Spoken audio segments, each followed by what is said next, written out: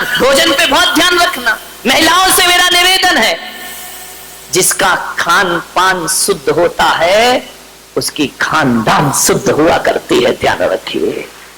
खान पान से खानदान का बड़ा रिश्ता है। मांसाहार आर्यों का भोजन नहीं है। आप आर्य कहलाते हैं, आर्य खंड में रहते हैं, ये आपका भोजन नहीं है। ये तो मिलेच्छों का भोजन है, ये पुण्यात्माओं का भोजन नहीं है, ये तो पापियों का भोजन है मांसाहार। शाकाहार उत्तम आहार, मांसाहार इस देश के लिए बहुत बड़ा कलंक है, ध्यान रखिए। आज अस्पतालों में जाकर के देखना तो शाकाहारी पेशेंट कम मिलते हैं, मांसाहारी पेशेंट ज्यादा मिला करते हैं। कैंसर की शिकायत है, टीबी की शिकायत है, ध्यान रखना, बीपी की शिकायत है, मांसाहारी लोगों को ज्यादा हुआ करती है, ध्यान रखिए। जो मांस भक्षण करते हैं उनसे अस्पताल भरे पड़े हैं, ध्यान रखना। मान्यवर, आपसे मेरा एक निवेदन है, बड़ी विनम्रता के साथ खान पान पर विशेष ध्यान दीजिए। क्या खाना, कब खाना, कैसा खाना, कितना खाना, ये भोजन के लिए विचार करना है। क्या खाना, कब खाना, कैसा खाना और कितना। पशु को डालते जाओ डालते जाओ डालते जाओ, वो मना ही नहीं करता है, खाते जाता है खाते जाता है। पशु के पास तो इतना भी विवेक नहीं है, उसे प्यास लगती है तो नाली का पानी पी लिया करता है, उसे प्यास लगती है गटर का पानी पी लिया करता है। लेकिन मनुष्य को प्यास लगती है, प्यासा मर जाएगा लेकिन नाली और गटर का पानी पीने को तैयार नहीं हो। मनुष्य विवेकवान है, मनुष्य ज्ञानी है, जानवर अज्ञानी है, वो कुछ भी खा सकता है। आदमी के साथ ऐसा नहीं है। क्या खाना और क्या नहीं खाना, ये विवेक जागृत करो। प्रकृति ने तुम्हें शाकाहारी बनाकर भेजा है, मांसाहारी नहीं बनाया है। प्रकृति का नियम है, जो जैसा होता है उसे वैसा बना के भेजते हैं। जो मांसाहारी होते हैं उनके आगे के 4 दांत बड़े नुकीले हुआ करते हैं। अपने देखना, देखो घर जाके कैसे हैं दांत, शाकाहारियों जैसे हैं या मांसाहारियों जैसे हैं। मांसाहारी प्राणी जब पानी पीता है तो जीभ से चाट के पीता है, और शाकाहारी होता है वह चाट कर पानी नहीं पीता है, वह तो घूट घूट पानी पिया करता है। गाय पानी नहीं चाटती है, बकरी पानी नहीं चाटती है, हाथी पानी नहीं चाटता है, शेर चाट के पीता है, बिल्ली चाट के पीती है, कुत्ता चाट के पीता है। ये अंतर है एक शाकाहारी और मांसाहारी में। आप कैसे पानी पीते हैं बताइए, कैसे पीते हैं पानी? जीभ से चाट के या घूंट घूंट पिया करते हैं? तो आप शाकाहारी हैं। गाय कभी चाट के नहीं पीती पानी, भैंस नहीं पीती। शाकाहारी प्राणी जो भी होंगे वो चाट के पानी नहीं पीते हैं। मांसाहारियों के नाखून की बनावट अलग होती है, वह नुकीले होते हैं और घूम जाया करते। आपके नाखून तो ऐसे नहीं है ना, तो भगवान ने आपको मांसाहारी बनाया है या शाकाहारी बनाया है? जरा ईश्वर से जाके पूछना। मांसाहारी प्राणियों की आंखें रात के अंधेरे में लाल चमका करती हैं, शाकाहारी की नहीं चमका करती हैं। आपकी आंख अंधेरे में चमकती है या नहीं चमकती है? विचार करिए। प्रकृति ने आपको शाकाहारी बना करके भेजा हुआ है। एक बात याद रखना, मांसाहार करोगे तो मांसाहार में केवल मांस ही नहीं खाते हो, उनके संस्कार और पशुओं की पशुता का भी भक्षण कर जाया करते हो। और यही बात है कि जैसे जानवर बात बात पे झगड़ा कर लेते हैं, एक दूसरे को मारने को तैयार हो जाते हैं, जैसे जानवरों के पास कोई आचरण नाम की चीज नहीं होती है, वैसे ही देखना मांसाहारी बात बात पर झगड़े करते हैं, उनके पास भी आचरण और व्यवहार नाम की चीज, उत्तेजनाएं, क्रोध, तामसिक प्रवृत्ति मांसाहारियों की होती है। शाकाहारी कौन? शांत रहा करती है, विचारों में तामसिकता पैदा करता है मांसाहार। एक बात याद रखना, शाकाहारी पशु स्नान ना करे तो भी दुर्गंध नहीं आती, लेकिन मांसाहारियों के शरीर से दुर्गंध आया करती है, बदबू आया करती है। विचार करिए, अब गाय में बदबू नहीं आती है कभी, शेर में दुर्गंध आती है। एक क्रूर प्राणी है, सौम्य बने।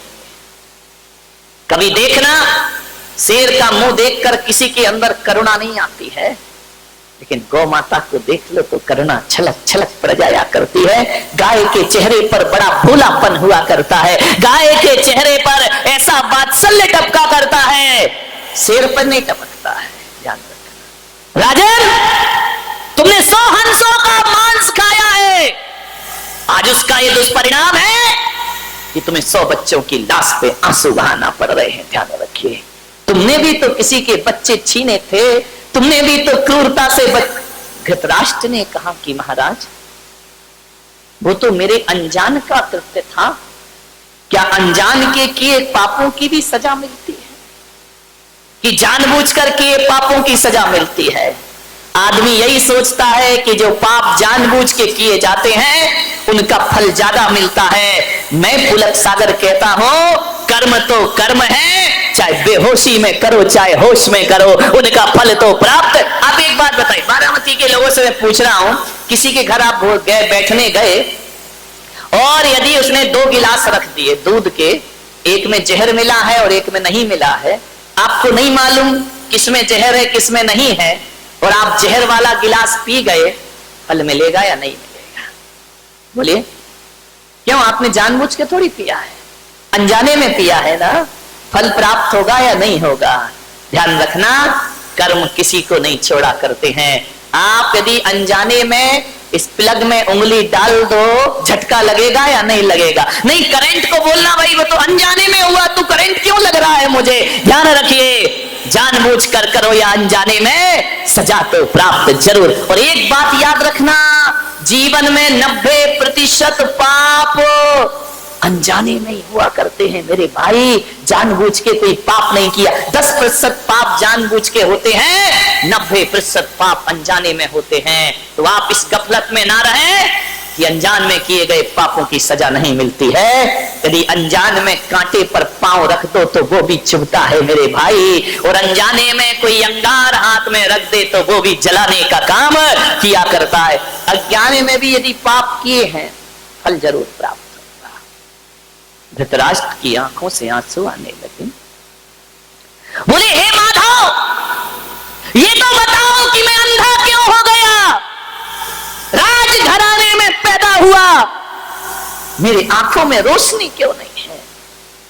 मैं इस वंश में, इस कुरु वंश में ऐसा राजा क्यों बना कि सिर पर ताज भी था लेकिन मैं देख नहीं सकता था? कृष्ण ने कहा, इसके भी जिम्मेदार तुम ही हो, क्योंकि जब वो रसोइया मांस खिलाते रहा तो तुम अंधे बनकर के खाते रहे। तुमने ये भी नहीं पूछा कि ये क्या है, क्या बना रहा है।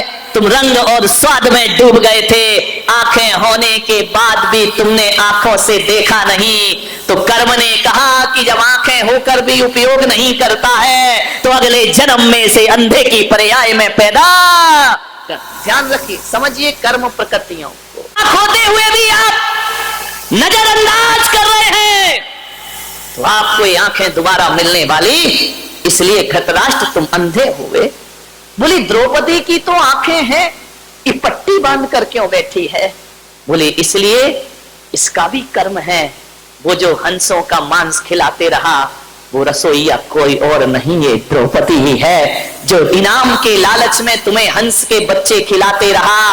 आंखें होकर भी इसने अनदेखा किया, इसलिए आंख होकर भी आंखों में पट्टी बांधने को मजबूर हो गई। अब विचार करिए, रोशनी होकर भी दुनिया नहीं देख पाई गांधारी, ये तुम्हारे ही कर्मों का फल हुआ करता है। मान्यवर ध्यान रखिए, किसी से डरो या ना डरो, मैं तो आपसे निवेदन कर रहा हूं, तुम लोग मराठा हो, महाराष्ट्र में रहने वाले लोग हो, तुम लोग वो व्यक्ति हो, बारामती में रहने वालों, बहुत शूरवीर हो। ध्यान रखना, तुम किसी से नहीं डरते, वो तो मेरी किस्मत है कि थोड़ा बहुत तुम लिहाज कर लेते हो, नहीं तो किसी से डरने वाले हैं महाराजा शिवाजी छत्रपति के वंशज लोग। विचार, आप किसी से नहीं डरते हैं, लेकिन मैं आपसे निवेदन करूंगा एक संत होने के नाते मत डरो किसी से, भगवान से भी मत डरना।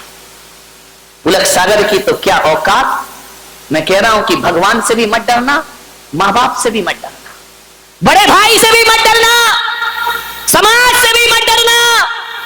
लेकिन मैं आपसे एक निवेदन करता हूं, कि समाज से, भाई से, परिवार से, बड़े बुजुर्गों से, गुरु से भी मत डरो, नहीं डरना तो मत डरिए, निर्भीक होकर जिए।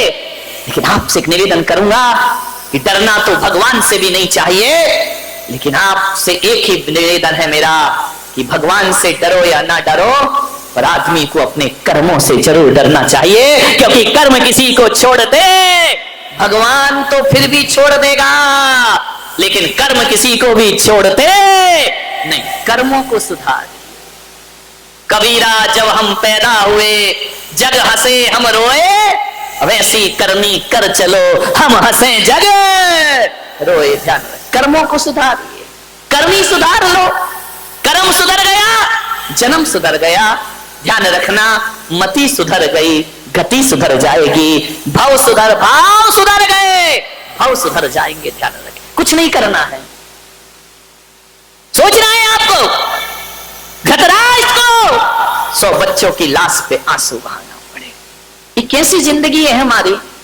अपना पेट भरने के लिए किसी का पेट फाड़ देना, ये इंसानियत हुआ करती है। विचार करिए, अपना जीवन जीने के लिए, गला बिठाएगा तो, अपना जीवन जीने के लिए दूसरों की जिंदगी उजाड़ देना, ये कैसी मानविकता है? हम तो वो लोग हैं जो दूसरों के लिए अपने जीवन का बलिदान कर दिया करते हैं। महात्मा बुद्ध जब जा रहे थे जंगल से, एक शेरनी हिरनी का शिकार कर रही थी। महात्मा बुद्ध ने कहा ठहरो, ये मत करो। बोले ये मेरा भोजन है। महात्मा बुद्ध ने कहा ऐसा मत करो, पिछले जन्म में किया था तो शेर की पर्याय मिली है, इस जन्म को सुधार ले। शेरनी से कहा, उसने कहा कि मैं क्या करूं? बोले हिरनी को छोड़, मुझे भूख लगी है। महात्मा बुद्ध ने अपना हाथ शेरनी के मुंह में दे दिया, तुझे भूख मिटाना है तो मुझे खा के भूख मिटा ले, लेकिन उस बकरी को, उस हिरनी को छोड़ दे। कहते हैं जैसे ही महात्मा बुद्ध ने अपना हाथ शेरनी के मुंह में दिया, शेरनी मुंह फेर लिया करती है कि मैं हिंदुस्तान की और पशुओं की संस्कृति जानती हूं, हम साधुओं का भक्षण नहीं किया करते हैं। ध्यान रखिए, एक जानवर में इतनी अकल होती है, एक पूंछ वाला इतना समझदार है, मूंछ वाले को क्या हो गया है? ध्यान रखिए, इसको अकल ही नहीं आती है, पूंछ वाला सुधर रहा है। विचार करना है।